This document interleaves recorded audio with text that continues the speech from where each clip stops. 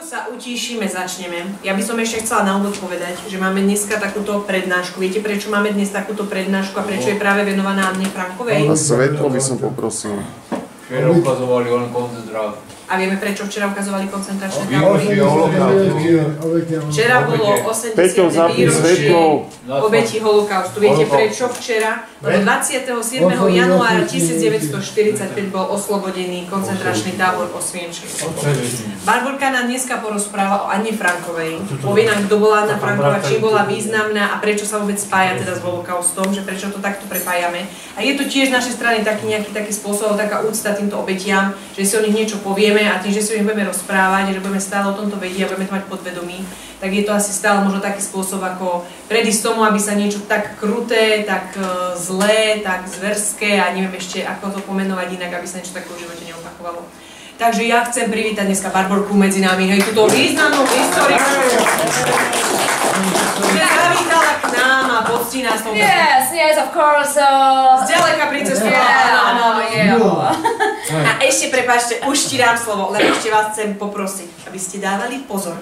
Nebali sa kedykoľvek čokoľvek opýtať. A že na záver, ako Barborka porozpráva, tak máme pre vás pripravený taký milý, krátky kvízik nielen o veciach, ktoré sa týkajú dnešnej prednášky, ale o všeobecne, o druhej svetovej vojne, o holokauste ako takom. Ale naozaj sú to úplne také základné, jednoduché otázky. A pre prvých troch výhercov, tých najšikovnejších, je pripravená aj sladká odmena.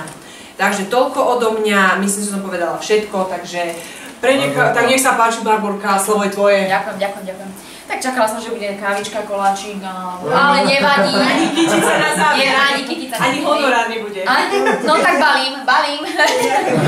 Ale nie, takže milí chlapci, som veľmi rada, že ste prišli, že vás zaujíma táto téma. Ja sa chcem spýtať, vie niekto, kto je Anna Franková na začiatok, aby sme predišli... Spisovateľka, takže spisovateľka. Pozná niekto, kto nepozná, to není hanba. Kto nepozná vôbec, že Anna Franková, nič vám to nehovorí. Vôbec to není hanba, kľudne sa spýtajte. Ja si myslím, že si to nie dáte také letáky. Letáky neroznášala. Dobre, tak ja vám poviem bližšie, preto sme sa tu stretli. A presne ako Miška povedala, robíme to na základe toho, pretože je 80. výročie. Máme aký rok? 2025. Kedy končila druhá svetová vojna? Kedy začala? A kedy začala? 39. Výborne. A prvá svetová vojna? 1919 skončila? Nie. 1917. Nie, začiatok, povedzme 1914. A končila? Nie. 1918. Dobre, takže také základné informácie, aby sme vedeli. Dobre, takže Anna Franková, prečo je pre nás taká dôležitá? Je to mladý dievča, ešte nie je dospelá a prežila si teda hrozy nemeckého nacistického štátu, preto, lebo bola židovka. Dobre viete, že Nemci, nacistické Nemecko teda vyvolalo druhú svetovú vojnu. Viete, ako sa to stalo? Vie niekto? Napadli Poľsko. Dobre, čiže Nemecko napadlo Poľsko a tým vlastne vzniká druhá svetová vojna. Kto je taký hlavný predstaviteľ alebo hlava štátu, alebo teda diktátor, by som povedala? Adolf Hitler, ktorý teda vyvoláva túto druhú svetovú vojnu a je to z popudu prehry z prvej svetovej vojny. Väčšinou tá príčina tej druhej svetovej vojny sa datuje, alebo tie príčiny sa hovoria z toho, že teda v prvej svetovej vojne utrpelo Nemecko ako štát a tým pádom vlastne Adolf Hitler sa snažil rozpútať novú vojnu, aby teda podmanil a vznikala teda Tretia ríša, áno, čiže aby podmanil viacero štátov a Nemecko bolo veľké a malo dosah na celý svet. No a týka sa to, áno, týka sa to... A v prvej svetovej vojni si ma poníli, že prehrali a on, ten vagón, ktorý si dal príliš vo Francúzsku, to bola nejaká dohoda, tak on to zrušil. No, to si povieme bližšie. Ako ja vám dneska neviem rozprávať o všetkých bitkách, vojnách, vo všetkých tých zverstvách, pretože to by sme tu boli možno až do ďalšieho týždňa. To, čo sa všetko stalo v druhej svetovej vojne, to nie je ani šanca všetko porozprávať, všetko vedieť. Mňa nikdy, ja poviem úprimne, nezaujímali boje, čo sa týka, že tam bola bitka, tam bola vojna. Mňa zaujímali skôr tí ľudia, čo sa im dialo. A teda nielen Židia, ale najmä teda Židia boli tí, ktorí boli nepriateľmi štátu, ktorý Hitler chcel odpratať, aby spravil čistý nemecký štát a aby vznikla teda čistá árijská rasa. Viete, ako mal vyzerať pravý Nemec? Modré oči. No, modré oči a blondiak. A predstavte si Adolfa Hitlera, bol blondiak, mal modré oči. No. Ale hlavne, že on chcel, aby Nemci tak vyzerali všetci, hej? No. Ani Goebbels, ten český... Ani Goebbels. Goebbels bol minister propagandy, aby všetci vedeli, ktorý bol teda taká pravá ruka Adolfa Hitlera a on napomáhal k tomu, aby nacistické Nemecko rástlo. Ale poďme ďalej, nebudeme hovoriť o politike. Budeme hovoriť, áno, je Heydrich. Budeme hovoriť o Ani Frankovej, o mladom dievčati. Ja poprosím pána Popluhára, že by mi klikol, aby sme vedeli, o kom sa ideme rozprávať. Takže Anna Franková bolo takéto milé dievčatko, veľmi sympatické, mladé, na prvý pohľad veľmi nevinné. Narodila sa 12. júna 1929, keď už teda bolo po prvej svetovej vojne. Narodila sa vo Frankfurte nad Mohanom, kde vyrastala so svojou rodinou. Mala otca Ota, mamu Edith a staršiu sestru o 3 roky staršiu Margot. Sa volala ako ten keksik, tak si zapamätáte? Hej, ako keksik Margot. No, aká bola Anna? Anna Franková bola také šibalské dievča, ktorá veľmi rado vystrájalo, nemalo nikdy nejakú najlepšiu kamarátku, alebo že by mala teda tých najbližších svojich. Ona bola všade, všetko robila, bola veselá, bola hlavne kreatívna a mala veľké sny, ktoré sa jej bohužiaľ nesplnili. Takže narodila sa 12. júna, ako sme povedali, 29 a teda máme tu aj na tejto strane, kedy zomrela.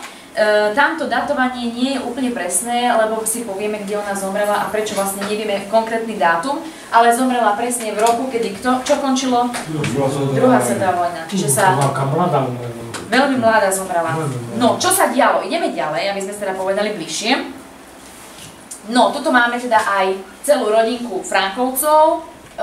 Tu je Anna vysmiatá, jej sestra staršia, vidíte, že sa troška podobali, ale Margot bola skôr taká tichá, taký introvertný typ, taká skôr, by som povedala, vzdelanejšia. Diana bola také rozhádzané mladé dievča, ktoré si užívalo svet. A tu bol Otto Frank, on pochádzal zo zámožnej rodiny, z veľmi bohatej, ale po prvej svetovej vojne teda už nemali taký veľký kapitál, pretože po prvej svetovej vojne samozrejme vznikala aj ekonomická kríza. A tu bola teda Edith, ich mama, ktorá bola veľmi prísna, bola striktná a to aj vlastne všetko vnímala mladá Anna. Oni sa po 4 rokoch presťahovali do Amsterdamu. Kde je Amsterdam? V Holandsku, výborne. Holandsko je veľmi dôležité, pretože tam vlastne aj, dá sa povedať, prežila celý svoj život. Anna, keď mali 4 roky, začali tam normálne žiť, chodila do školy, našla si kamarátov, naučila sa veľmi rýchlo holandský jazyk. Musím povedať, že obidve dievčatá boli veľmi inteligentné, pretože rodičia dbali na to, aby boli teda vzdelané, aby sa doučovali, vedeli niekoľko jazykov, vedeli aritmetiku, ja keď som to čítala, také predmety tu ani neviem, že máme, hej. Čiže oni boli veľmi šikovné a žili v Holandsku, pretože Otto tam mal firmu. Tá firma sa volala Opekta, to nie je dôležité, ale oni vyrábali takým, keď si predstavíte želatinu a džem, tak džem je taký rozotierateľný, že on drží svoj tvár. Inga by vám vedela povedať, že keď ho natiera, keď pečie, tak ona je taká želatina je tam vlastne. A on ako keby tú látku vyrábal, hej, po celom Holandsku. Neskôr zaklada druhú firmu so svojím kamarátom Van Pels sa volá, ktorý bude tiež kľúčovou postavou ich v živote, pretože spolu sa budú ukrývať. Ideme ďalej.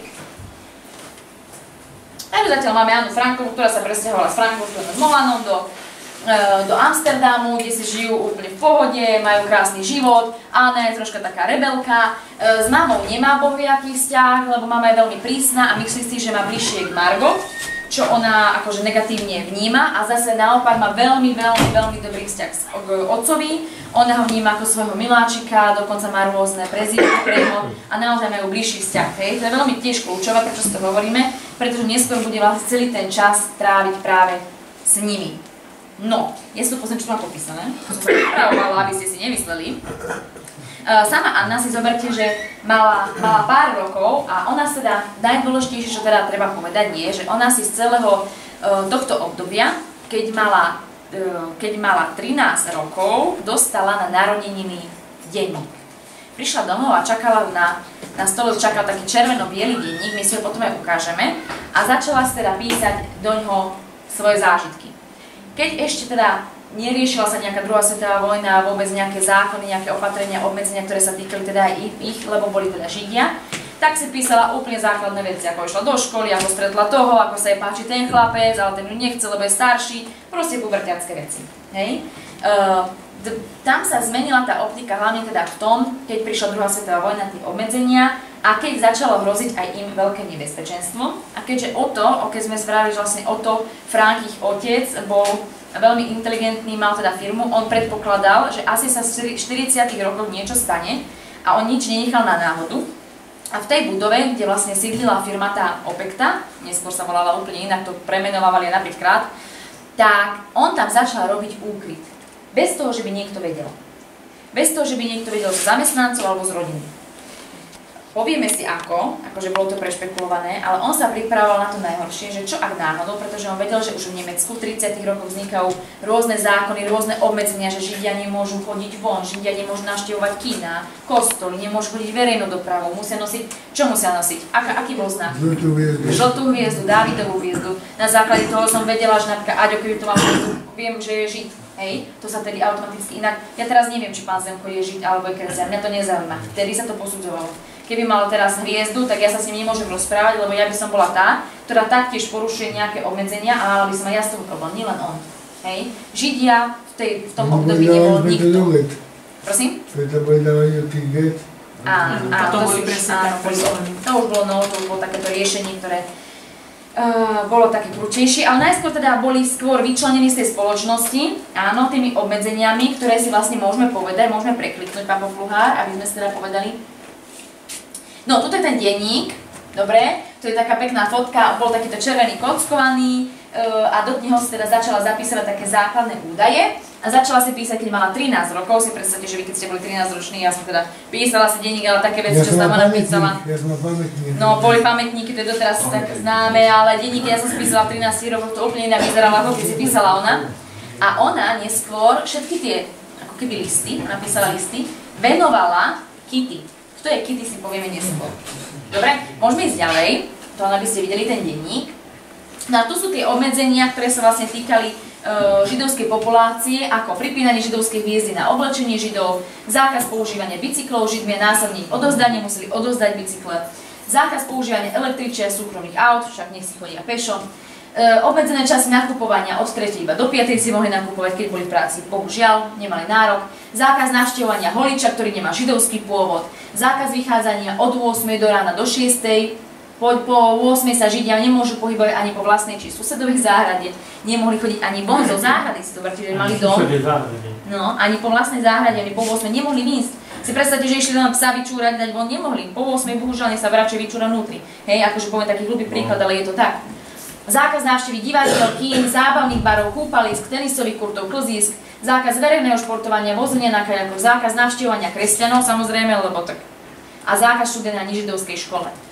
Čiže si predstavte, že aké oni mali obmedzenia, čo oni vlastne mohli vykonávať. Museli byť oblečení, ako presne stanovili, museli navštevovať samozrejme len židovské povolania, neskôr ich začali aj zo židovských povolaní vyhadzovať, keď už prišiel teda ten 30. a 40. Obchody. Ako presne tak, obchody sa arizovali. Arizovalo, to všetko patrilo vlastne štátu, všetko sa rušilo. To by sme si mohli hovoriť aj o kryštálovej noci, ale takéto politické veci nejdeme ani takéto udalosti hovoriť, lebo to by to fakt boli do neviem kedy. Ale presne, brali im všetko, všetky majetky. Židia boli veľmi bohatí. Musíme si povedať, Židia boli veľmi bohatí obchodníci. Ale oni ponúkli, že nech majetok nechajú v Nemecku, čo majú, ale kde môžu ísť preč. Áno, to bolo z prvých riešení. Ale tak či tak, keď aj odišli, tak ich našli a hátrali. Čiže, ale v podstate oni museli odozdať ten majetok, či chceli alebo nechceli. Ale poďme ďalej. Môžeme ísť ďalej, neviem, čo tam máme. No, a aby si teda predstavili. Otto Frank ide vybudovať úkryt pre svoju rodinu vo svojej firme, malo to viacero poschodí a povedal si, idem tam pomalinky zlákať všetko, čo mám doma, čo mám vo firme a spravil úkryt. Tu je taká fotka, kde toto je vlastne knižnica, ktorá bola otočná a otočnou knižnicou tam boli dvere a to bol vstup do úkrytu. Si zoberte, že rodina o tom nevedela, ani zamestnanci, dokonca jedna pracovníčka tej firmy hovorila, že ani netušila, že tam niečo sa deje, že náhodou tam myslí nábytky, že nás to ani neuvedomili, že on bol tak prešpekulovaný. A aby som vám presne povedala, v ktorom roku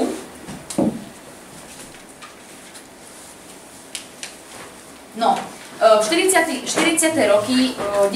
maja 1940 Nemecko napadlo Holandsko. Holandsko je veľmi dôležité, pretože tam bývajú Frankovci. Napadlo a tým pádom vlastne Holandsko samozrejme sa vzdalo týchto bojov, pretože Nemecko ich obsadili a tým pádom on teda začal robiť tento úkryt a samotná Anna si to zapisovala aj do denníka, kde si napísala: v máji 1940 sa dobré časy skončili. Najprv vojna, potom kapitulácia, obsadenie Nemcami a pre nás Židov sa začala bieda.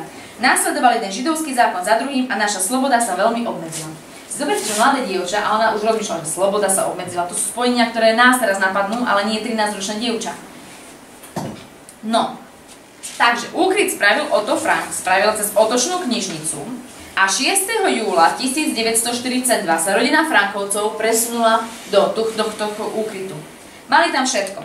Zoberte si, že išli 4 ľudia do úkrytu, skade nemohli vychádzať. Tá firma fungovala aj počas toho, že oni tam boli ukrytí. To znamená, že cez deň museli byť ticho. Nemohli splachovať, nemohli búchať, mali závesy na oknách, nemohli ani len pohnúť so závesom, aby náhodou niekto nezískal podozrenie, že sú tam ukrytí a že by ich nahlásil. Lebo aj to, keby napríklad pán Zemko vedel, že ja som židovka, ja sa tu schovávam a nenahlási to, má aj on problém. Vtedy mali všetci problém, ktorí mali len kúsok vzťahu so Židmi. Čiže oni sa báli toho, že náhodou by ich niekto objavil a oni by automaticky išli do geta alebo rovno do koncentráku, čo si povieme neskôr. A žili si tam teda svoj život. Akože predstavte si, že vy máte niekedy ponorku z toho svojho spolubývajúceho alebo s tými chlapcami, ktorými žijete na byte, alebo to, že máte nervy, že zase bože sme spolu a oni tam prežili spolu 25 mesiacov. Takže vyše 2 roky prežili v tých istých podmienkách. Pomáhali im samozrejme 4 pracovníci tej firmy, ktorým otec teda potom neskôr povedal, že aby im potraviny nosili, lebo to by nebolo také jednoduché tam prežiť bez potravín, hej. Čiže oni im nosili potraviny, nosili im správy z vonkajška, aby vedeli, čo sa deje, čo sa nedieje a tak ďalej. Večer, keď sa pracovníci zmizli zamestnanci, tak oni si už pustili rádio, samozrejme okúpali sa, všetky podmienky vlastne Otto Frank pripravil tak, aby tam prežili. A to firma dokonca skončilo, dokonca vojny? No to si povieme, že kedy sa to vlastne skončilo. Čo vlastne robili cez ten deň? No, takže Anna Franková predovšetkým písala. Tu už sa tá optika tej mladej, rebelskej dievčiny, ktorá bola taká super paráda, tak máme síce vojnu, ale stále som veselá, mladá, aktívna, však raz sa to všetko skončí a budem veľkou spisovateľkou, ona sa chcela stať spisovateľkou. Odídem do Francúzska, tam budem písať, budem mi super, budem sa učiť taký jazyk, tak tu už tá optika troška sa mení na základe toho, že ona je už uzavretá, ona netuší, ona nemá žiadnych kamarátov, lebo si predstavte, že tam s nikým není, tam len s mamou, ktorá je na ňu stále len prísna, s otcom, ktorý si ju síce zastane, ale on sa veľmi nechce s ňou rozprávať, a staršia Margot, ktorá je introvertná a radšej bude sama zavretá tej izbe, ako s Annou sa rozprávať, alebo nejako zvesela sa zvítavať, alebo niečo podobné. Anna tu píše denník a oni sa normálne ďalej vzdelávajú. Otto Frank, ako sme si povedali, ich otec dbal na to, aby boli vzdelané. To znamená, že jedna zamestnankyňa im normálne nosila knihy, učebnice, všetky vlastne papiere na to, aby sa mohli vzdelávať. Oni pravidelne mali stále tie isté predmety. Proste, aby neboli hlúpe. Aby nezostali hlúpe. Všetko sa učili, čiže normálne tam bežne fungovalo. Normálne si práli v rukách, varili si, hrali niekedy nejaké spoločenské hry, ale viac menej nejako áno, lebo nikto na to nemal chuť. Ale z okna sa mohli pozerať až večer, aj to tak, že len spoza záclonky. Kto tam ešte s nimi bol? Neboli len 4. Ako som už vravela, Otto Frank mal druhú firmu aj s jedným pánom, volá sa Van Pels. Hej, neviem, ako sa to povie po možno holandsky, pán Pels, ja volám Pels, hej. A on mal teda tiež svoju rodinu, mal ženu a mal syna, Petra. Peter mal 16 rokov. A keď ideme ďalej o jeden, aby sme ho aj videli, možno tam bude. Aha, tu je ten úkryt. Tu sú tie fotky úkrytu, ale my si ho potom ukážeme, pretože je perfektná stránka, ktorú keď vám poviem, môžete si aj vy večer pozrieť na internete. Perfektná stránka, ktorá hovorí o Aninom živote. A toto je vlastne, keby sme zhasli, možno by to bolo lepšie, ale neviem, či máte, môžeme. Dobre, tak zhasneme. Takže tu, aby ste videli, hej, tu vidíte, tu je ten denník položený na stole. Toto je len akože príklad asi, ako vyzeral ten úkryt. Samozrejme, že takto špičkovo to nemali až tak zariadené. Ale toto je ako pripomienka toho, že ako to pravdepodobne vyzeralo. Ona tam mala presne rôzne plagáty, ona zbožňovala umenie, ona bola vzdelaná v rámci rôzneho divadla, ona milovala hercov, ona si ich tam vylepovala. Naozaj ona akože sa snažila aj v rámci umenia sa vzdelávať. A tam je taký malinký teda kútik, to je tento istý stôl. A keď pôjdeme ďalej, tak zistíme, že toto bol Peter Van Pels. Prvá láska Anny, aj keď mala teda tie prvé počiatky na základnej škole, ale tak to mal asi každý z nás, že sa nám niekto páčil. Ale toto bola taká ozajstná láska. A to bol vlastne syn tej rodiny, ktorá s nimi sídlila. Čiže ešte raz si zoberme. Bol tam Otto Frank. bol tam Edita, matka jej, Anna, sestra Margot, potom tam bol tento Vampels otec, mama, Peter a ešte doniesli jedného kamaráta, ten sa volal Fejzer, ale neviem, ako sa mám vysloviť, a to bol zubár. A tento zubár práve zdieľal izbu s Annou, ona sa na to strašne hnevala, lebo ona nemala vlastne súkromie, lebo tam bol nejaký starší pán zubár a v kuse niečo rozprávala, ona bola nervózna, ona si chcela písať. Potom si ten denník schovávala do otcovej aktovky, aby ho nikto nevidel. Nikto si nedovolil, si zoberte, že ani títo puberťáci, ani tá Margot, ani ten Peter si nedovolil, že by otvorili ten denník a že by si prečítali tie strany. Nikto si to nedovolil, lebo každý videl, že tá Anna sa proste ako keby vyrozpráva tam.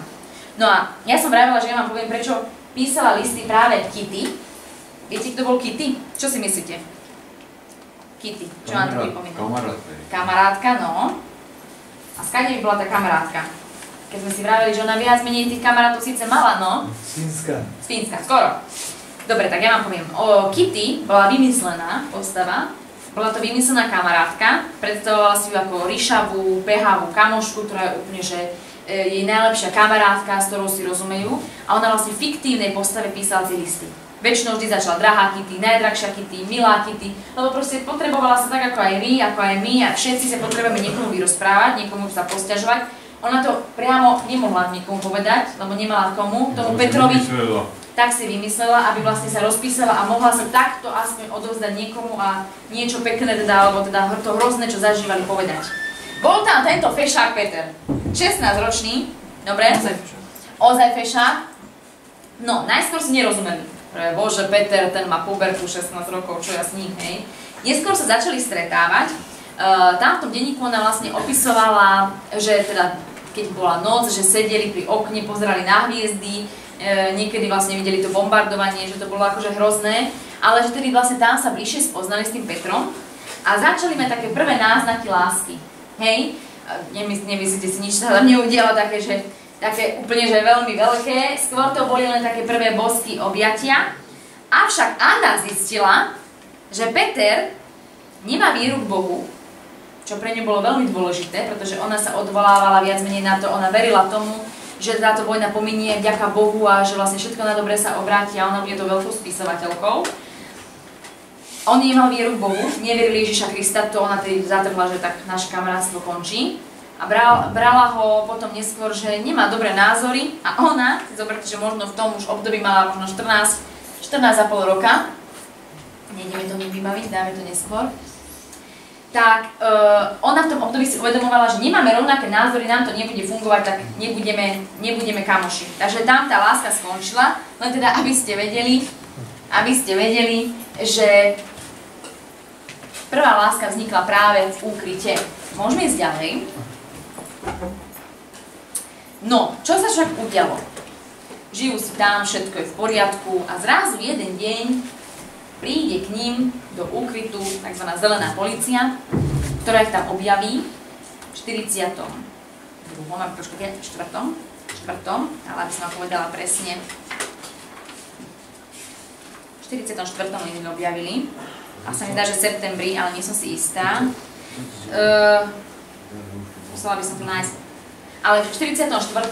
áno, objavili v septembri s tým, že ich zobrali stade preč. Kto ich vlastne udal, alebo kto bol ten, ktorý ich nahlásil, že sa tam skrývajú, sa doteraz nevie. Či ich niekto videl spoza okna, nikto nevie, nikto to potom nepátral, že čo sa vlastne tam stalo. A jak našli potom ten uchyliť? No niekto ich musel pravdepodobne nahlásiť, ale kto to bol, nikto sa to nedozvedel. Nikdy nikto Niekto ich natrel. Videl ich tam, že tam sa hýbu sa ľudia v noci a niekto ich natrel. Ale toto sa už raz vyprávalo som mi to. Anna Franková ešte nie. Či si to mýli? Neviem. Ale áno, Frankov si ma ešte nerozprávala. No a v 44. Presne vedeli, buď to bol nejaký zamestnanec z tej firmy, hej, alebo to bol nejaký občan, ktorý bol sused a videl, že tam niečo deje a nechcel proste mať on problém, že on by náhodou vedel a nepovedal, tak ich natrel. Prišla zelená polícia, zobrala všetkých 4. Denník skončil, denník, ktorý si zapisovala celý čas, celých 25 mesiacov, ostal tam, v tom úkryte. Všetkých 4 odviekli najskôr do táboru Westerbork, to bol taký záchytný tábor, tam sa vlastne, tam neukončovali ich životy, tam ich iba presúvali, aby ich mohli presunúť ďalej. Westerbork, to bol taký holandský tábor. No a potom cesta všetkých Frankovcov putovala do najhoršieho koncentračného táboru Osvienčim. Boli ste niekto v Osvienčime? My zo školy. Boli ste? Kristínka bola. Boli ste chlapci niektorí? Neboli ste? My zo školy. Boli ste zo školy. No. Osvienčim je to poľský tábor, ktorý je teda najväčší. On sa delil na 3 také veľké podtábory. Osvienčim 1, Osvienčim 2, Osvienčim 3, kde bola teda 2 bola Brezinka, 3 bolo Bonovice. Boli to 3 tábory, kde sa páchali najväčšie zverstvá, kde je takou kľúčovou osobnosťou Jozef Mengele. Hovorí vám niečo o Jozef Mengele? Bol to nacistický doktor, ktorý robil pokusy na ľuďoch, nehumánne pokusy. On sa snažil teda pracovať na tom, aby čo najviac sa vyvíjala arijská rasa, s tým, že na to používal ľudí, ktorí boli tam, teda predovšetkým Židov. V Osvienčime predovšetkým pracovali, tvrdo pracovali, nemali tam žiadne ľudské podmienky. To si niekedy môžeme povedať, ale nebudeme takéto hrozné veci rozprávať. Nejaký len taký zážitok, aby ste si predstavili, čo sa tam dialo. Josef Mengele bol nacistický lekár, ktorý teda chcel viac menej teda skúmať rasu, tú nemeckú, tú árijskú, a snažil sa, aby teda čo najviac sa reprodukovalo Nemcov, a nevedel prísť na to, že akým spôsobom sa to bude diať. Dobre, pohlavný styk, to asi vieme všetci, že týmto spôsobom, ale aby to išlo najrýchlejšie. No najrýchlejšie bude, keď sa nenarodí jedno dieťa, ale rovno 2. Čiže on skúmal preto dvojičky. On skúmal, akým spôsobom tie dvojičky fungujú, či sú nejako prepojené a tak ďalej. Napríklad predstavte si, že mal 2 dvojičky. Oni aj vršťovali k sebe, aj kvapky si ako došli. Áno, rôzne. Krvní moje obrátky, neodpadli. Áno, presne, rôzne nehumánne veci, pokusy. Napríklad jedno z dvojčat zavrel do jednej izby, druhé dvojčat do druhej izby, kde skúmal, že jednému robil zle. Napríklad najskôr len pichol niečo do neho, hej. Či to cíti aj to druhé dvojča? Necítilo. Tak potom začal trhať zuby, to by už mohlo cítiť. A skončilo to tak, chvíľočku, Aďo, skončilo to tak, že vlastne jej zlomil normálne ruku, nohu, s tým, že či to náhodou aj to dvojča bude cítiť. Samozrejme, že to necítilo, veď dvojičky, keď sú, oni nie sú prepojené tak, že ja cítim, čo ty si myslíš, že tak nefunguje. Len on to chcel skúmať. Čiže on toto robil. Potom napríklad prišiel 2 dvojičky chrbtami spolu. To sú veci, ktoré si neviete ani predstaviť, že čo on vlastne vykonával na tých ľuďoch. Sekundničku, Aďo, hneď sa ti venujem. To si neviete ani predstaviť, čo robil, len na základe toho, že on chcel vytvoriť ten najrýchlejší spôsob, aby sa vlastne reprodukovali tí Nemci, tá árijská rasa, aby bola čistá nemecká rasa. Áno? Barucha, ona také myslí, že aj do Petra komédia pre ľudí, aby zistili vlastne, že keď budú vo veľkých to nerobil len on. Oni boli nehorázne veci, oni dokázali do ľadovej vody dávali a rôzne teplomery do otvorov dávali, že vlastne kedy je ten stupeň, kedy zomrie ten človek, aby zistili, len preto, že keby náhodou piloti našich lietadiel padli do mora, že koľko vlastne, kedy sa oni zachránia, ktoré teplote ešte vydržia. Ale on ich všetkých zabil na konci. Nemyslíte, že niekto tam prežil. Prežili dvojičky, áno, akože prežili tí preživší, preto je dôležité vlastne čítať aj tie knihy a písať o tom a hovoriť o tých veciach, o tej memoárovej literatúre, pretože to je vlastne ten dôkaz, že tá doba existovala, bola, až takéto zverstvá sa páchali. Ale poďme ďalej. Čiže ona išla do Osvienčimu. Hej? Máme teda, nie, ešte poďme naspäť, tak som myslela, že ja idem ďalej. Ale dobre, ďakujem, Jurko. No, z Osvienčimu sa presunuli obidve dievčatá do Bergen-Belsen, to bol taktiež tábor, kde obidve umierajú. Z celej rodiny, on pravdepodobne zomrela Anna v februári alebo v marci, pravdepodobne na chorobu tyfus a pravdepodobne, to všetko je také neisté, lebo viete, no, to sa neriešilo, že konkrétne Anna Franková, ale to bol ďalší Žid. Pravdepodobne tie jej pozostatky zostali teda v takom veľkom vykopanom hrobe, kde ponechávali teda zbytky týchto ľudí. Čiže tu už končíme, Anna Franková vlastne zomrela v 45. To znamená, že kedy je koniec vojny? 35. A vieme... 29. je koniec a 30. mája do to nebolo. Aby sme to dali tak do mesiaca, tak máj, 45 je koniec a ona si tvrdí, že v februári alebo marci, nie je to isté, zadatuje, mala tyfus. Tyfus bola choroba, ktorá bola vtedy, keďže neboli lieky ako dneska, tak sa na to umieralo. Lebo tyfus bola tiež choroba zo špiny a snemoválnych chorób. Aj on to ti neumralo. Ale jak to je zlý povedať, že končí svetová vojna, lebo vojna skončila, keď je hodené atomové bomby na ulici Hirošima a Nagasaki. Lebo vojna skončila na Európe. No, ale oficiálny koniec vojny sa datuje 8. májom, keď Nemecko kapitulovalo. On sa ešte týždeň predtým. Na západu Slovensku bol tábor. Ako? Áno, máme, mali sme. A ešte jeden zberný tábor boli 2 na Slovensku. V Seredi, a kde bol druhý, vie niekto? Tak bližšie sú. A naozaj bolo v Seredi. No, v Seredi bolo. A tam to zabíjalo. A tu taký bližší tábor bol, no? Neviete náhodou? Leopolda. Nie, Leopoldu, to je basa. To je nejaký tábor. Ty by si to mal prvý vedieť. Treblinka nie? Nie. Treblinka bol na Slovensku. Na našom území boli 2 zberné tábory. 2 tábory, kde viezli kolajnice a kolajnicami vlastne presúvali do týchto väčších koncentračných. Neviete? Nie. No, povedz im, aby vedeli. Ten prvý bola Sereď, áno, ten bol väčší, ale ten druhý bol v Novákoch. Nepoznáš, Aňo? No, Novákoch, tam bol druhý, no.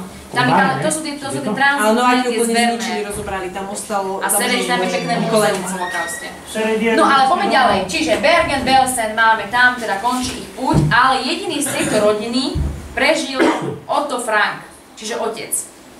Čo sa však stalo s denníkom? Som vám povedala, že on stal ukryte a jedna zamestnankyňa, ktorá teda pravidelne za nimi chodila a dávala im potraviny, teda informácie, našla ten denník a zavrela ho do poličky s tým, že Anna Franková sa určite vráti, veď ona bola také životné dievča, ktoré proste musí sa vrátiť, energické, šikovné, ona sa proste musí vrátiť.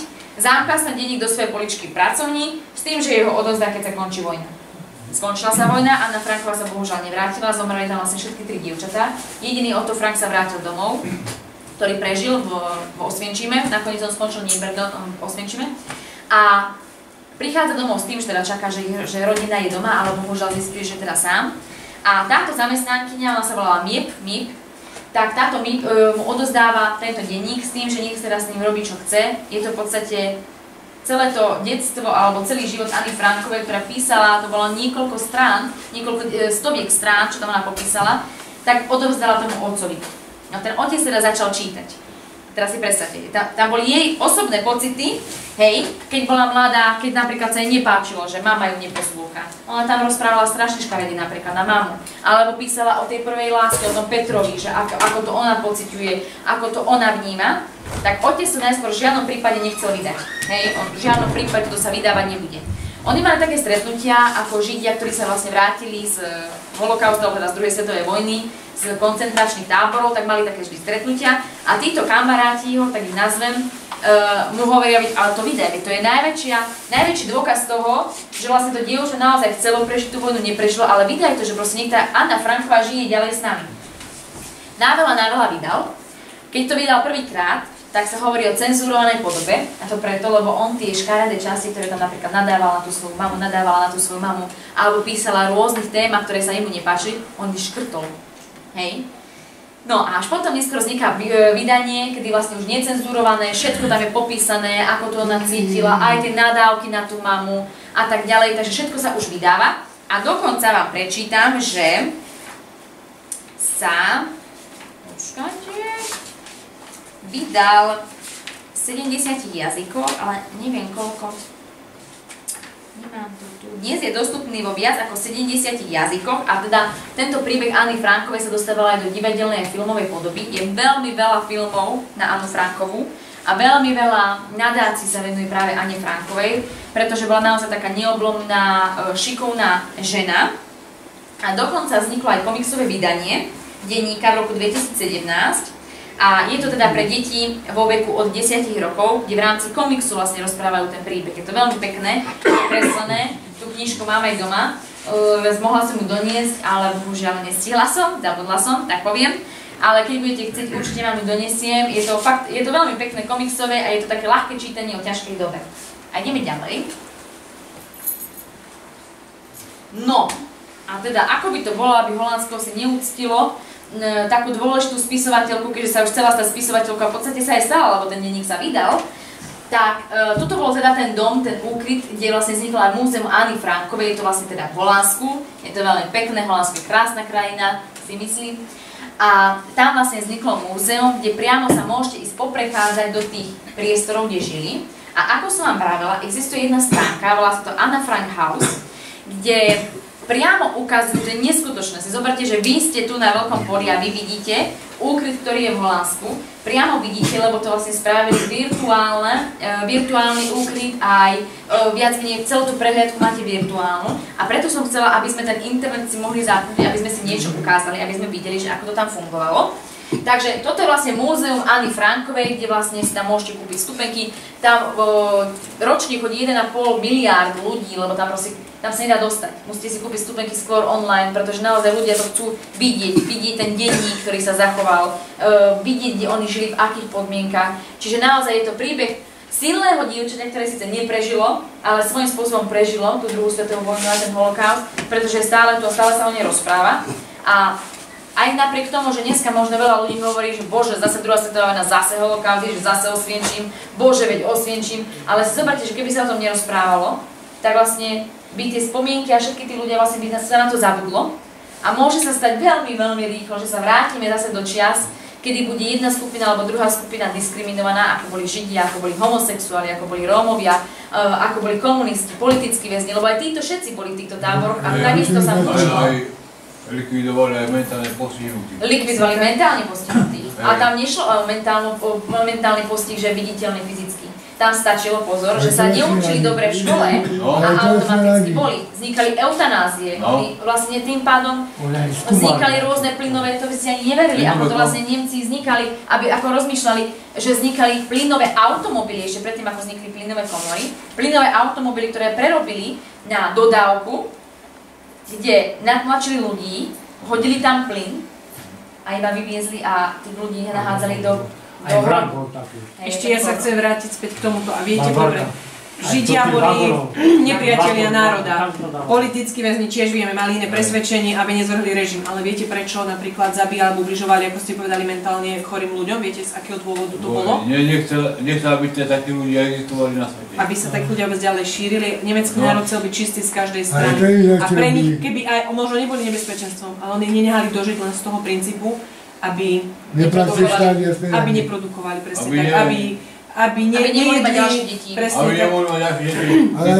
Ale celkovo boli proste ťarchou pre ten národ. Museli sa o nich starať, museli jesť, piť, produkovali telesné tekutiny. Jednoducho pozerali sa na to touto stranou, aby jednoducho už len nejedli, lebo to stojí štát peniaze. A ten, čo robil propagandu, tak ten ukazoval len to najhorší stav. Presne tak.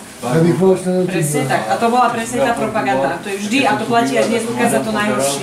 Alebo skresliť informácie. Miška, tak spravili, nahnali do jednej miestnosti, holíte osprchovali a pustili tam plyn hneď. Áno, to sú tie plynové komory, ktoré boli teda najviac Osvienčime, tak bolo najviac. Ale poďme ešte teda ďalej, tam už bude asi ukončenie. Pán Populhár mi poďakuje za pozornosť, ja poďakujem za pozornosť, že ste teda vydržali, teraz vás čaká malý kvíz, ale ešte pred ním si ukážeme tú virtualitu, aby ste videli tie priestory, lebo mňa to fascinuje, že to dokáže vlastne 21. storočia tá technika, že zrazu sa ocitneme v Holandsku a budeme tam. Dobre, a potom, keď budete mať nejaké otázky, čo sa týka napríklad Osvienčimu, čo sa týka diskriminácie Židov a budem vám vedieť odpovedať, lebo to neznamená, že budem, tak sa môžete niečo spýtať. A bolo to aj v Holandsku ako Nemecku, že keď šiel ísť do koncentračného tábora, ešte mal 5 kilové veľší, to bolo všade, to bolo celosvetovo platné pravidlo. Oni si mohli zobrať, ale tú batožinu už nechávali pri vstupe z vagónov a samozrejme, že to všetko išlo do skladu, ten sklad sa volal Kanada a tam všetko, holili ich, tetovacie, majú vytetované čísla. Práve ten hrnce, kufre, ono to všetko slúžilo ako zastierka tomu, aby tí ľudia jednoducho tomu neverili. Veď predsa len, keď ma chce niekto zabiť, prečo by som si mohla zobrať kufor s oblečením a takýmito vecami? Ale to robili aj to, že Červeného kríža poslali ľudí. Ale z toho Červeného kríža nikdy nič nedostali. Ale nič, lebo oni nenapísali. Oni posielali aj listy domov. Handry a plno topánok. Ale väzni museli napríklad posielať listy domov, že sa majú výborne a že je tam super, že tam je práca, len preto, aby nevzniklo niečo, aby sa nezačala šíriť informácia, že sa zabijú. Lebo taká davová panika by mohla spôsobiť, bolo by to nebezpečné pre nich jednoducho, veď stále nás, alebo teda tých Židov bolo viac ako tých zlých. Čiže toto je Anna Frank House. Uvidíme, ako nám to rýchlo pôjde. Ale možno ani nepôjde. Len som vám chcela tú virtuálnu. Kľudne, ak máte nejaké otázky, sa pýtajte, keď nebudem vedieť, Janiška vám povie. Ja by som sa ešte chcela spýtať, nezaregistrovala som, keď sa pýtala Barborka, že kto bol vo Svienčime alebo v nejakom inom koncentračnom tábore. Boli ste niekto? Videli ste? Neboli ste? Jožko to bol, nebol. Jojo, ty si bol? Hej, bol si tu v školy? Pretože kedy si sa chodilo zo školy, tak ja som bola dokonca až 2-krát, no a to je veľa aj na 1-krát, ale... Tuto vlastne je tá knižnica, za ktorou bol teda ten úkryt, čiže tu vlastne vidíte, dostávame sa za knižnicu. Dobre, to normálne teraz ideme putovať po úkryte Anny Frankovej a jej rodiny.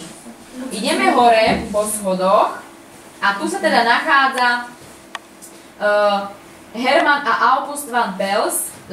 To boli vlastne tí rodičia toho Petra, tak aby sme sa priblížili. To bola vlastne ich izba. Uvidíme, čo sa nachádza. Takže vidíte, ako to mal všetko pripravené. Tu mal aj nejaký sporáčik, tu mali. Ideme sem. No. Toto bola izba, áno, oni tam mali inak ešte kocúra, keby ste chceli vedieť. Mali kocúra tam a to si doniesol tento Peter. Čo bola Anna veľmi nahnevaná, lebo Anna mala vlastného kocúra, neviem už ako sa volal a musela ho nechať doma, lebo otec jej vlastne nedovolil. Ale Peter si doniesol máča tam, takže to bol problém. No, čiže toto vlastne bola taká malinká izbička toho mladého fešáka Petra. Toto je doba, keď už dneska môžeme pozerať takéto veci. No a tuto hore do podkrovia chodili teda Anna s Petrom pozerať, ako sme si vlastne vraveli, buď na hviezdy, alebo teda keď boli keď sa bombardovali, tak vlastne aj na lietadlá. Čiže vidíte, ako toto fungovalo. Počkajte, sa musíme dostať. Musíme zistiť, ako sa dostaneme naspäť. Asi tadeto. Ale vlastne riadne veľa. Aj vydýchajú vzduch materiál. Dobre, ideme von. Menej dýchať. Teraz si ako Anna Franková ukryte. Dobre. Ako by sme sa dostali? Dobre, ideme do tejto izby. Toto bola teda ich kúpeľňa. Vidíte, síce mali vecko, ale cez deň nemohli splachovať. Lebo to by náhodou bolo počuť dole a to by bol prúser. Čiže mali aj vecko takéto, toto všetko zaobstaral ten Otto Frank, čiže bol naozaj pripravený na to, lebo on vedel, že Nemecko nebude dlho čakať a Židov bude posielať aj z Holandska preč. Ešte v tejto izbe sme neboli, že? V Aninej musíme ísť do Aninej. Toto bol, ako izba, sme sa zase dostali naspäť, prepáčte. To bola vlastne izba, kde mali teda rôzne knihy, študijné materiály, aby teda mohli študovať ďalej, čiže naozaj oni boli vybavení. A tu mali nejaký hasičský prístroj, ale to neviem, či reálne mali, či to. Hej, aby sme videli taký pohľad. Počkaj, teraz sa dostaneme asi podľa mňa zase späť. Dobre, a tuto? No, toto mal Otto, Edith a Margot, mali takúto izbu. Ale my musíme sa dostať do tejto izby. No, toto je teda Anna Franková a ten Fritz Zubár, kamarát tej druhej rodiny, kde tu vidíte krásny teda jej denník, ako som vravela, má všade plagáty polepené, takúto malinkú izbičku zdieľala vlastne so starším 40-ročným pánom. Tu mali takéto veľké okno, vidíte tuto hore spravené také akože rolety. Hej, fotka je hota na boku? Prosím? Na boku toho Zubára tá fotka. Nie, to boli plagáty, ktoré si ona tlačila. To je plagát. A vidíte, to je opekta, že? Mali tu. Ale či to tak reálne bolo, viete, no to všetko je už strávené teraz, ale to nikto nikdy nevie, že ako to naozaj tam reálne vyzeralo. Ale čo sa stane, keď si toto napíšem? Aha, wow! Tak takto, aby ste videli bližšie. Takže takto vyzeral teda denník Anny Frankovej. No. Toto bola teda tá Edith. A kde sme ešte neboli? V ktorej budove? Tuto? To sme prišli stade, že? Ale tá Margot mala samotnú izbu. Asi jej? Tam si ešte nebola. To neviem. Kde sa tu chceš mestiť, prosím ťa? Ivanko, nevidíme cez teba. Neviem, aby som vás tu nemotala. To si ona takto písala na takéto listy, aby ste videli. Ale tu bola jeden, dva, ale nie. Margot mala vlastnú izbu, ale kde som, neviem. Nemala s rodičmi, ale izbu? Neviem. Dve postele Ona mala, Tam je o tom, ona mala s ním sama izbu, to bola nahnevaná Anna, lebo ona mala tiež prvej sama, ale potom prišiel ten zubár. Ale neviem kde. Ako to myslia? Neviem. No len aby ste teda videli, toto je virtuálnym spôsobom, sa my môžeme teraz pozerať, ako vlastne vyzeral ten úkryt. A táto stránka ukrýva nespočetne veľa informácií o Anne Frankovej. Tu by sme si mohli prečítať, kto je Anna Franková. Samozrejme, vám vždy naskočí tuto hore takýto základ, chcete preložiť, dáte si do slovenčiny a vy si vlastne môžete študovať, kto bola Anna Franková, kde vlastne žili, ako študovala, ako si viedla tento jej denník, ako bol ukryt objavený, ako bola deportovaná do Osvienčimu a teda umiera v Bergen-Belsen. Nepíšte tam, ako bol ten ukryt objavený? Ako? Ten ukryt ako objavený. Ukryt bol objavený, myslím, že v septembri, ale nie som si istá. 1944. Tak 4. augusta. 44. 4. augusta, tak sklamem, mesiac skôr. Ja mám otázočku, a tento originálny je denník, on je niekde schovaný, odložený? Ja si myslím, že on je asi v tom múzeu, lebo to tak aj písali. Tuto si myslíš, že je v tomto domu? Áno, že tam si môžeš vlastne pozrieť reálne ten denník, ale... Čiže tento na obrázku je teda asi, on, áno? Áno, tak to vyzeral, áno. Ona ho dokonca ešte raz prepisovala. Ona si písala jeden denník, potom začala druhý písať a prepisovala vlastne z toho prvého denníka veci, lebo ona ho vlastne chcela vydať. Ona ho sama chcela vydať, že keď vlastne bude po vojne, ona bude veľkou spisovateľkou, tak ho vydá a vlastne bude akože na tom zarábať, tak to poviem. No, čiže keby ste si chceli študovať Annu Frankovú, tak dozviete sa tu veľmi veľa informácií a dokonca som zistila, toto všetko môžete pozrieť, ako bolo prvé vydanie, kto je teda Dear Kitty, milá Kitty, tak tu môžete dokonca je séria videodenníkov na YouTube, videodenník Anny Frankovej, kde je niekoľko teda častí a môžete vlastne pozerať, to už je samozrejme všetko nahrané, prehrané, toto je pravdepodobne Anna Franková, vedľa stojí asi mama, táto na boku je asi Margot a toto je Otto Frank a to je Peter. Ja glaube, to je Peter. Toto má to 16 častí asi pravdepodobne a môžeme si pustiť na takú krátku ukážku pre nás, aby sme si videli, ako to nahrávali. Ik ben Anna Frank. Som Anna Ik Franková. wil iets doen waardoor mensen me kunnen herinneren. Chcem si na to pamätať. Ik ben nu bezig met mijn videodagboek. Samozrejme, toto už je ako nahrávané, hej. Dat mensen al zo'n oordeel over me hebben. Dat ze al zo slecht vinden. Allemaal ben geboren. A to nie to hrá, nie? Áno, áno. To je akože Otto Frank a ona bola. No. Čiže bolo to naozaj, bolo to strašné obdobie a presne, oni sa tam nemali teraz, že si predstavíte paráda, my sme v jednej miestnosti, to a nevadí, alebo teda možno mali nejaké tie miestnosti, ale to bola paráda, oni si varili, nič nemuseli riešiť, oni sa neustále každým dňom a každou minútou sa báli, čo bude a kto ich objaví a čo sa stane, keď ich objavia, čo sa vlastne nakoniec aj stalo a preto Anna Franková vlastne zomiera. Ak máte nejaké otázky, hovorte, ak nie, tak pôjde vám Miška s Božkou rozdať také kvízy, také malinké kvízy, či ste počúvali dobre, lebo sme si tak pár informácií, ktoré tam budú povedali. Tak nepatrne sa zobudíme. On rozmýšľa, on tak rozmýšľa. Rozmýšľa, že čo sa teraz bude diať. Ťažká téma, čo? Ťažká téma, spotený tak. Počúvaj, som ťa uspala do Ony, Tomáš? Nie, som strašne. Hej, drieme sa ti strašne? Mať postel.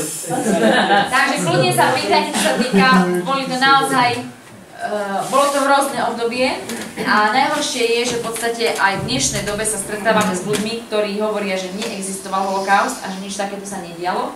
A bolo to dokonca na, a teraz neviem, kde to bolo priamo, či to bolo niekde na východe, či kde bola tiež preživšia z koncentračného tábora, ktorá hovorila teda o svojich vlastných zážitkoch, ktoré prežila v koncentračnom tábore, pretože samozrejme prežili niektorí ľudia, rozprávajú o tom, píšu knihy, kde sa mladý Fagan, tak ho nazvem, postavil a povedal, že holokaust nebol, neexistuje. Teraz si predstavte, že to povedal tej žene, ktorá to prežila a ktorá každým dňom sa bála, čo s ňou bude, či prežije do ďalšieho dňa. Takže naozaj tí ľudia neveria niektorí tomu, aj napriek tomu, že existujú nespočetne veľa dôkazov, že takéto niečo sa stalo a toto sa ani nedá vymyslieť. Už len to, že majú vytetované čísla, ktoré vlastne dodnes, keď sa vlastne ľudia pozerajú na to, aj keď viac menej už tí ľudia, ktorí prežili, už pomalinky umierajú, lebo predsa je 45 a 25, to už 80 rokov a už väčšinou tí starší ľudia samozrejme sa míňajú. Stále existuje tam memoárová literatúra, napríklad Mengeleho dievča, deti, ktoré prežili Mengeleho, existuje strašne veľa, či už bol som Mengeleho asistentem, alebo tetovač z Osvienčima. Množstvo filmov je. Hlavne tých autentických miest, veď na čo by kedy dostával len taký Osvienčim. A včera dávali film, áno, Správa sa volala ten film. Hej, ale pre tie správa ukazovali, že tí, čo prežili, tak tí konkrétne vyprávali, mali prejav, čo prežili Osvienčina a koncentračné tábory. A keď tí ľudia prišli, tak chytili múry a všetky spomienky sa im vracali naspäť.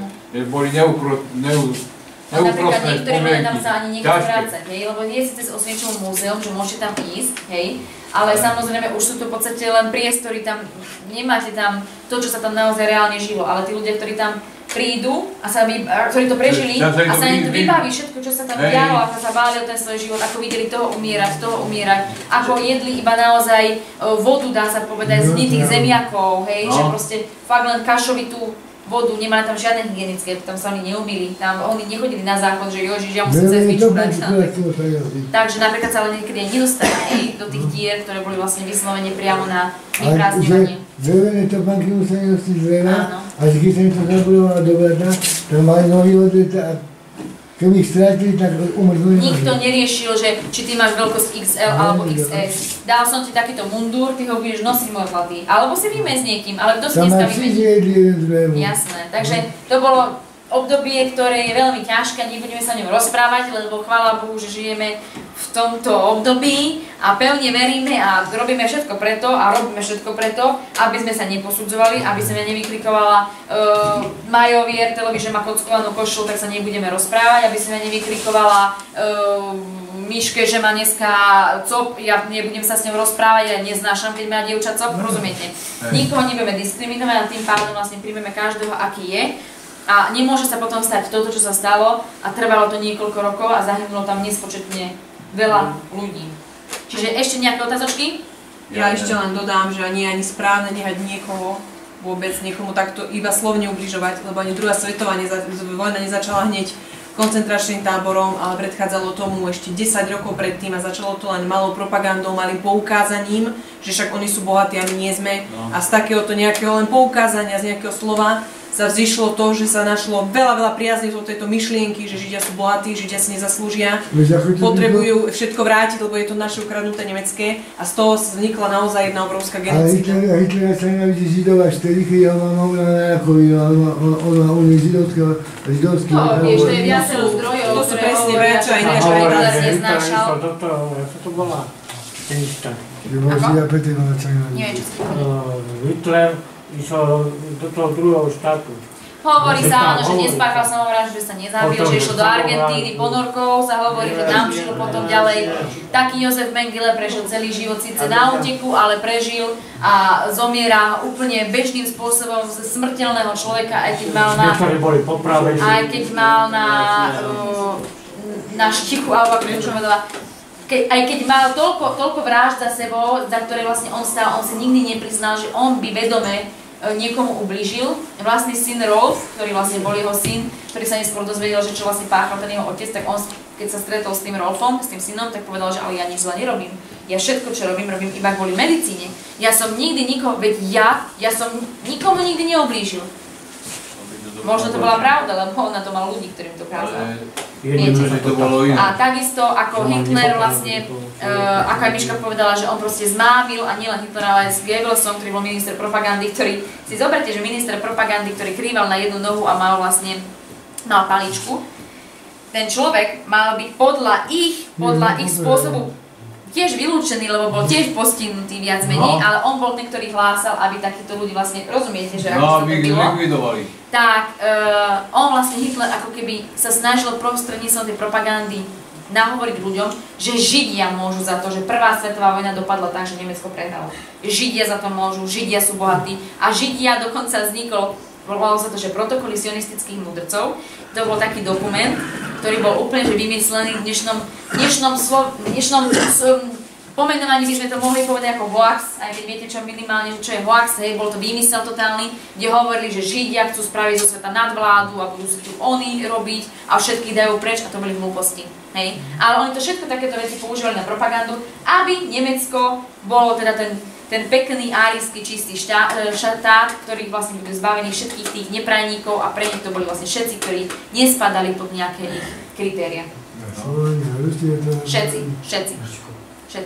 Je to naozaj veľmi ťažká téma, náročná, či už všetky knihy, filmy, vôbec to vidieť, rozprávať o tom, predstavovať si to a vôbec presne o tom hovoriť a rozprávať, nie ešte to iné, že prežiť. Ja vždy, keď ešte také vidím, tak sa vžívam do toho a neviem sa s tým vôbec totožniť. Vždy si hovorím, ako by som reagovala, čo by som robila.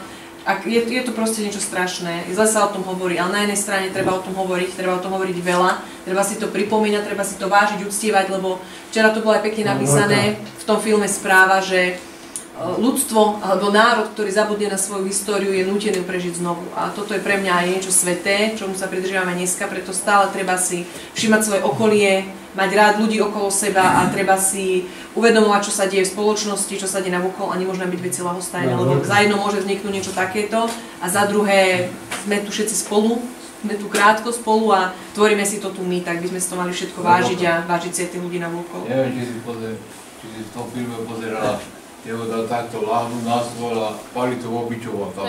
To boli fyzické tresty, boli psychické tresty, boli tresty, ktoré boli od tej najmenšej intenzity až po tú najväčšiu. To boli neskutočné. Tí, ktorí pracovali v Sonderkommande, to boli vlastne komando oddiel, ktorý pracoval tam takým spôsobom, že vlastne vynášali tie mŕtvoly z plynových komôr. Oni neskutočné veci robili. To si nemyslíte, že oni keď zomreli tí ľudia v plynových komorách, že ich vlastne len dali do hrobu. Oni ich ešte museli prehľadať, lebo náhodou Židia boli bohatí a oni mali zlata veľa.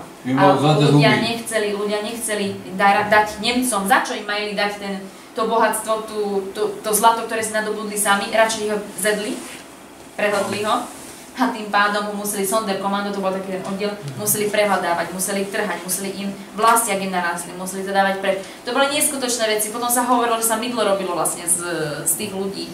No, to boli strašné veci a to by sme sa rozprávali ešte 3 dní by sme sa rozprávali, nedorozprávali by sme sa, aké zverstva sa páchali na ľuďoch a preto mi je úplne čudné, že ľudia, ktorí vlastne by mali takéto dejiny študovať a najmä teda mladí, ale hlavne to je podľa mňa vizitka nášho školstva, že vlastne v 9. ročníku, teda neviem ako vy, ale my sme v 9. ročníku končili tým, že vlastne začína druhá svetová vojna, tam sme asi ukončili. My sme neriešili, dobre, možno v 9. ročníku nemám asi žalúdok na všetky tieto veci, ako ani dneska možno niekto nemá žalúdok na takéto veci, aby to počúval, pozerala a vciťoval sa do toho, ale v 9. ročníku minimálne by sa malo hovoriť o tom, že koncentračné tábory boli, že to existuje a že takéto veci sú a nie chodiť na výlet do Osvienčimu, lebo nám to preplatí škola a ideme sa odfotiť na Kolajnice, ale kvôli tomu, aby som sa niečo naučila a zistil, že naozaj toto je dôkaz toho, že takáto doba bola a už nechceme, aby taká doba vôbec nastala. Hej. Ale keď máte otázky rýchlo ešte, aby sme ten kvíz stihli, aby ste stihli aj vy. Áno. Ten Adolf Hitler. Adolf, áno. Bol aj narkoman. To už je toľko vecí o Adolfovi Hitlerovi. Ale dušujeme, keď boli. Nemci takto Je to možné. Tomáško, počkaj, ty rozprávaj, vydržkaj chvíľočku. Je to možné. Áno, Tomáško, ona ani Rómov nemal rád. On všetky rasy, ktoré sa mu nepáčili, odsudzoval. No lebo by si sa mu ani ty nepáčil, Tomáš. Ani ja by som sa mu nepáčil, lebo nie som blondína modroka. No? Áno, ja som modroka. Ty budeš mať Romankovi? Budem mať Romankovi. Takže teraz vám dievčatá odozdajú taký malinký kvízik. A ďakujeme zatiaľ pekný Barborka. A ja ďakujem. Že Barborka Ani Frankovej o tejto téme písala diplomovú prácu do školy, čiže venovala sa jej poctivo jeden dlhý rok, veľa čítala, veľa študovala a vzdelávala sa v tomto, takže naozaj má v tejto téme prehľad. Kvíz, kto si prosí kvíz, dámy závaj, pekný dámy závaj 2 hodiny, tak trošku ma odzente, prosím vás. Ty ideš kvíz? Nezaspíš mi pri ňom? Jožko, chcete? No, Robko Pročka. Môže aj Dojciak ho robiť, alebo Dojciak s Viktorom. Môže Viktor, teda nech ti číta. Nehambíte sa. Sekundičku. Išli zobrať. Teraz to zabudol, že to nachádza. Nepoviem vám nič. Počúvaj. Ja sa vás nepýtam ani pán Popluhár. Nech sa páči. Mačko. Môj kvíz. To vyzerá. Krásny kvíz. Nech sa páči. Strašne veľa. Ľubko. Ešte niekto kvíz ešte stále mám. Jojo. Pani Boženka, môžem vás poprosiť? Napríklad Osvienčime, zatiaľ keď budete písať a čo ma napadne vám poviem, napríklad Osvienčime boli tí väzni, ktorí boli v koncentrákoch, boli taktiež označkovaní, aby vedeli, aký druh väzňa sú politickí väzni, komunisti, Rómovia, homosexuáli. Napríklad homosexuáli mali akú farbu? Ružovú. Väčšinou sa tam len krúžkuje. Aj sa podpíšte hore, podpíšte sa. A presne tak mená. Áno, pravda, že? Pavelka. Ja vám nemôžem radiť. Máme tu také bojovejšie podmienky. Ide o to, že či ste počúvali, či ste nepočúvali, čo viete, neviete. Keď neviete, nič sa nestane, povieme si znovu. Ale sú tam také základné otázky. Takže vojna začala. Každý sám potichu a podpíše sa. Ako v škole. Aďo máš? A, B. Takže vojna začala. A kto bude? Odpis za dvere. Že Rusko si zoberie politiku. No čo si ty stiel? A Nemecko. Píšte, ja vám nič nepoviem. No, kedy bola vojna? Ako vojna? No. V 29. roku trvala. Tak zakružkuj, dobre? Buď to celé zakružkuj, alebo len to číslo zakružkuj, celé. B. Poď, alebo tu sa takto sa daj Tomášku. No, alebo na stoličkách si píšte. Majú na stoličku s nejakú Čo mrzí ma to, no.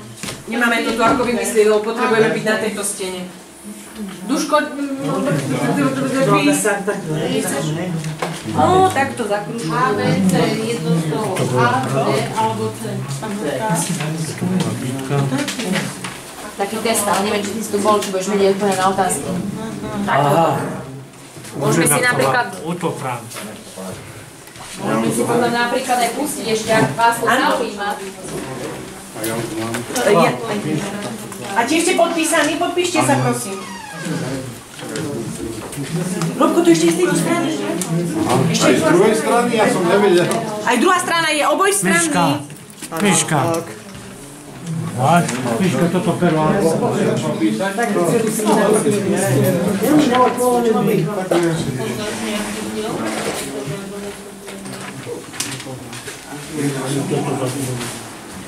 Ja stojím, mám.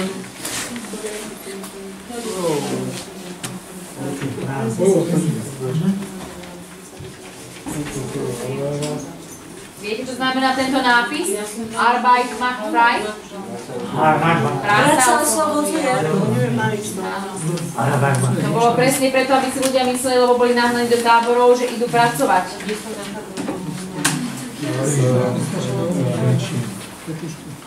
A viete, ktorí dvaja vlastne podali takúto prvú správu o tom, že takéto niečo sa deje v táboroch? Dvaja. Rudolf Vrba a Alfred Wetzler. A Wetzler, no. Alfred Wetzler. Ktorí ušli z tohto tábora. O nich dvoch bol vlastne včera ten film, kto ho spomínal na jednotke, kto ho videl. No, o nich dvoch. A čo bolo najväčším paradoxom? Že aj pustili do sveta takúto správu a bola vlastne tak strašná, že nikto nechcel veriť. Ja vám nepoviem. Ja vám Šálkovi zašálkovala to, čo vedela. Nechcete kvíz vyplniť? No.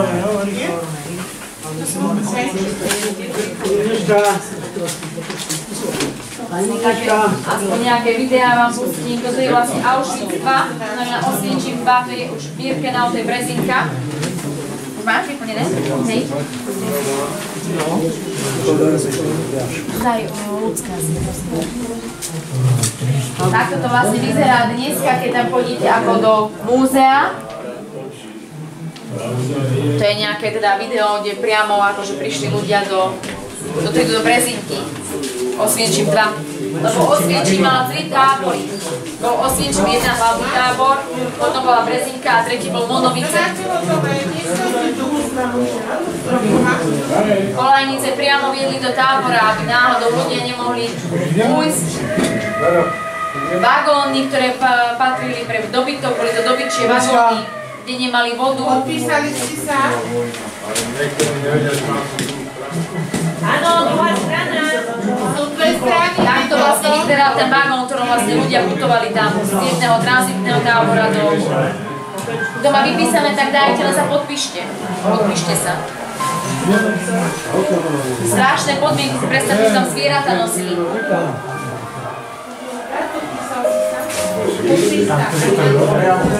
Áno, umierali cestou, lebo oni niekoľko dní išli bez vody, bez vzduchu, mali tam také malé vetriace okienka a oni vlastne nedokázali tam prežiť. Ako? Lak? Ja, áno, že lady dávali, reku, to tam nedávali. No, keď bola zima, cez zimu. Takýto ostnatý drôt, tam bola samozrejme elektrika, veľa ľudí. No, tak nabitý elektriku nemáme.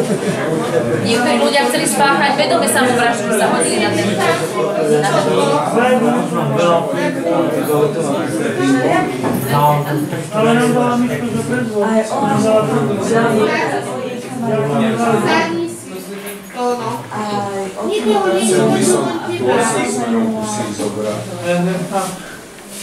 Aj tu mám Aňa Lehockého, vy to nejako kontrolujete? Áno, ja to už riešim, to božkovka. Máte podpísané? Tam boli takéto baráky, ono sa to volalo, že baráky a samozrejme muži, ženy boli oddelení od seba. Napríklad bol samostatný tábor, cigánsky tábor, tam vlastne chodil rád Mengele, pretože tam vznikali rôzne choroby, kde mohol testovať rôzne lieky, áno? Ja s tým nesúhlasím. S kým? Čím? To je sa národný v Opínsku, som počul. Sa Hitler národný v Opínsku som počul. Ty si veľa toho popočúval. Lebo deportovali do Rakúska. Ale ja viem o tom, že vlastne nejaký väzni sa dáte to vyhodili a vyhodili. Alebo nie. To bol odboj, áno. To bol odboj Sonderkommanda Mámu, ktorí bojovali niekoľko dní na zdravie, ale samozrejme nevyhrali nad nimi a všetci museli to nakoniec. Ale výhodou bolo, že vlastne znefunkčnili jedno krematórium. Ivan. Keby som bol Maťkou. Ja veľa.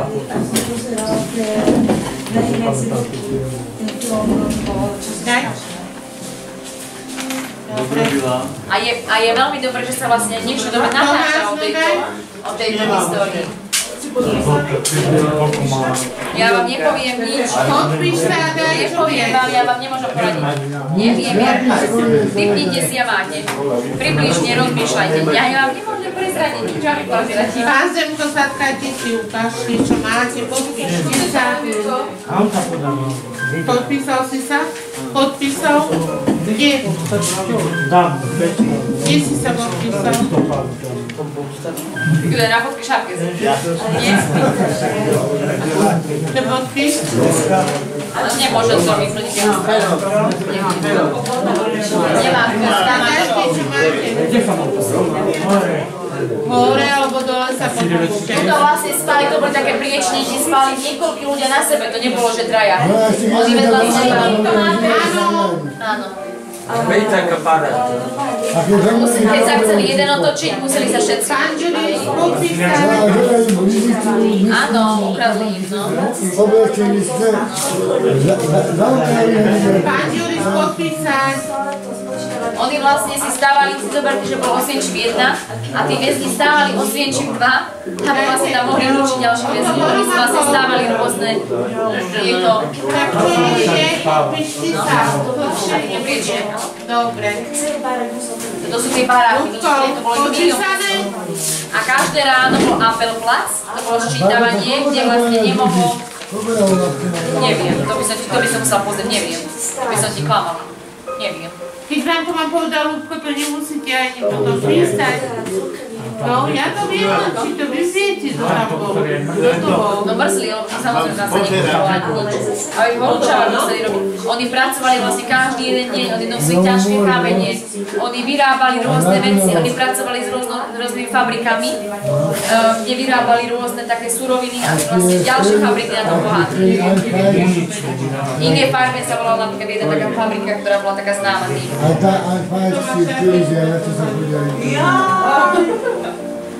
Všetko to bolo akože mali to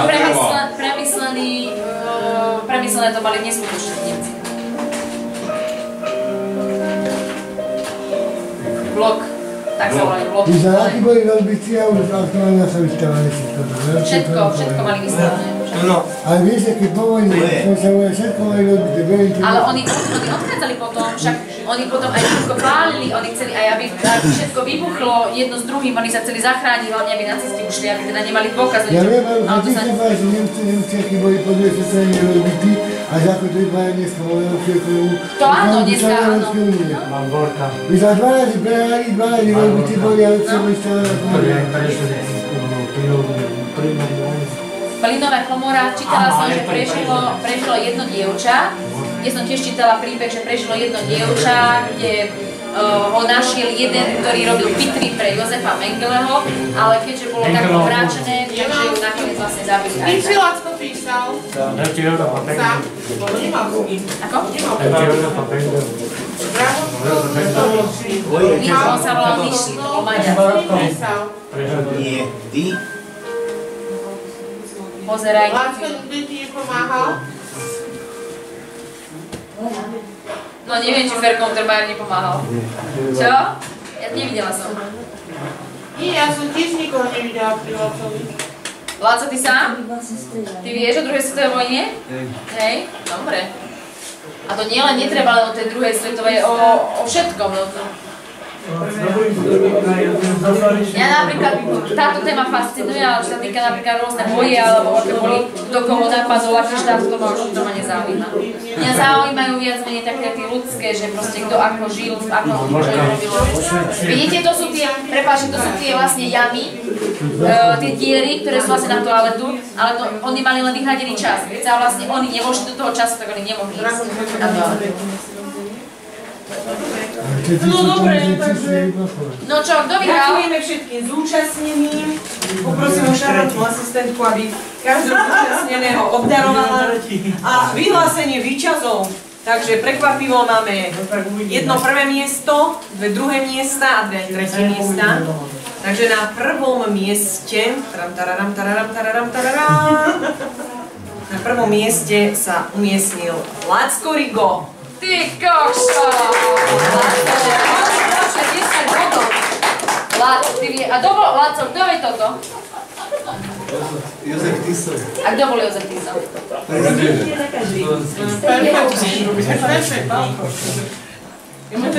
A prvá svetová vojna bola kedy? Prvá svetová? 1914. A dokedy? 1918. Poď si pre cenu Láco. Skáde vieš takéto informácie? Do školy? Alebo ťa baví tam? Od vychovávateľov. Do školy. Dobre ich učíte. Perfektne. Ja som myslel, že to je... Lácik, šikovný. Ja som myslel, že to je... Kto chce fotografiu? Nevidel som. Lácko, gratulujem. Šikovný, naozaj sme ho Ja počkaj, nemali by vás fotiť. Počkaj. Aj s jeho testom. Počkaj, tak. Páči, máš tam krásny 10 bodov, všetko plné odpovede. Super. Výborne. Druhé miesto, no takto. Takto, druhé miesto má taktiež 10 bodov. Ale tam so mnou, Tonko Dráhoš a Roman Kostolič tu iba brali, že napísali jeden test. Tak keď dobre s tým, ja dám jednu čokoládu. Ktorú si oni majú rozdelia, dobre? Zahreskajte ich. Tiež krásnych 10 bodov. Ale myslím, že viac informácií mal Roman Kostoličný, že? No, Tak Roman, pozri, ja toto spravím rovno. Nech sa páči, gratulujem. Romanko, gratulujem. Keď sa vám páči, tak sa vy bola rozdáte s tým toľkom, dobre? Ďakujem. A tiež fotka, chlapci. Chlapci, fotka spolu. Tam si 4 a tak daj 4, dobre? Páči. Romanko, vás baví takáto téma, či nie? Hej? Hej? Tak to som ráda. Dobre, a na treťom mieste s počtom 9 bodov rovnako sa umiestnili Verko Krajčovič a Ferko Untermeier. Poďte, Ferkoviac, potlesk. A tiež si páni rozdelíte jednu čokoládu, dobre, lebo nevsadzala som, že to takto požári, že boli všetci takí šikovní. Rozdelte sa prosím, dobre? Úsmev. A Aďo bol tesne od za hranicou. Dobre, teším sa, že viete A že počúvate. Tam mám tú cenu uteky za 4. miesto. Dobre, môžete si vyhrať. Dobre, tak ja ich odložím. Editová mama. Ďakujeme chlapci, že ste prišli. Tešíme sa na ďalšiu besedu. Ak by ste mali nejakú tému, ktorú chcete rozoberať alebo vyspraviť besedu, není problém. Máme tu aj my tieto veci. Ďakujem. Ďakujeme pekne, ďakujeme. Výherca ešte. Verko. Pani Božka, ja si prosím, ja som rozhodol v tom čokoládu, ja nechcem. Áno. Ja si prosím, lebo ja nechcem. Tak potom ako? Tomko. Tie one, 2 euročky. Áno. Ja sa učím do sebe. No. Som sa pýtala, nedáš Nedáš nič? Nedáš ešte vyhral. Áno. Dobre, Romanko, pomani? Aj mačky. A nič sami na sebe? Vám poviem, áno, tam. Pozerať? Pozerať. S tými nevíš robiť. Musíte rozprávať. Nemohol, lebo ja som bola tu, pri Pálbe, ja som bola ale ja som si myslela.